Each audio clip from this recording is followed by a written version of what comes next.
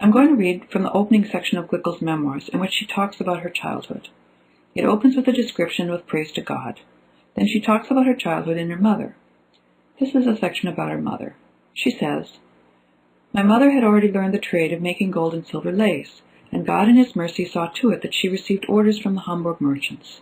At first Jacob Rees, of blessed memory, went surety for her, but when the merchants found that she knew her business and was prompt in her deliveries, they trusted her without surety.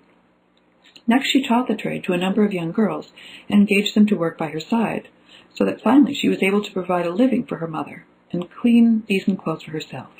Little enough, however, remained over, and often my dear mother had nothing but a crust of bread the livelong day.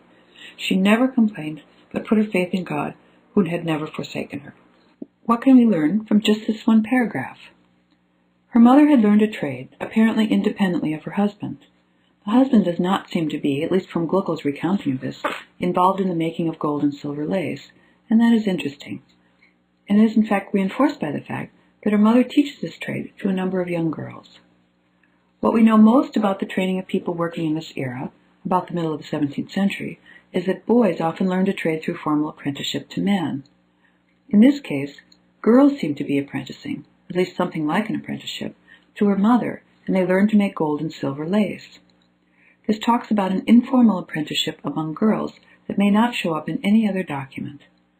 This is the side information, or accidental information, we can learn from a memoir like this. Glikl is not writing her memoir to talk about how young girls trained in the early modern period. Her goal is to see how God works in her life. But the point of this particular section is, in fact, not about that. She's talking about how her mother supported herself, apparently after her father had died. And we learn about surety. A person who was just starting out in business, as today, had to have somebody stand surety for them, meaning that they would cover the debts if the new business failed. So at the very beginning of her career, Glikl's mother had to have somebody who was a merchant, a male merchant, to stand surety for her. But later, when people knew that she was reliable, she didn't have to have someone do this. They trusted her mother enough so that she could get gold and silver from goldsmiths who would have it in order to make lace. What I think just this one paragraph can bring to us is a sense about the work that women might be doing on their own.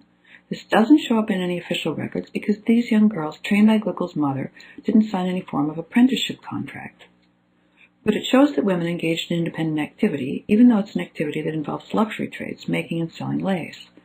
Her mother still doesn't make very much money, or at least Glikl says she doesn't make enough money to support herself very well, but she does provide decent clothes for herself, for Glikl, and for her own mother. There are a number of small things that you can see in that.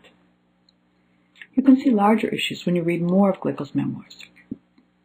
In this one paragraph, she blesses God twice. She says that God, in his mercy, started her mother on a road to success. And then she ends this paragraph about her mother by saying that her mother had faith in God, who had never forsaken her. So the religious purpose of her mother's understanding of things comes through as well. If we want to extrapolate, to read a little bit more into it, we might say that Glikl thinks highly of her mother, that she sees her mother as a model for what she wants to be, or what she already is, which is a successful businesswoman. We might also ask how Glikl's mother can have apprentices and deal with luxury goods, yet still have nothing but a crust of bread the livelong day. That may not, in fact, be completely accurate. What Glikl really wants to clearly say is that she makes a good enough living, but she doesn't make a luxurious living. It is important to her that she not appear to be bragging about her own mother.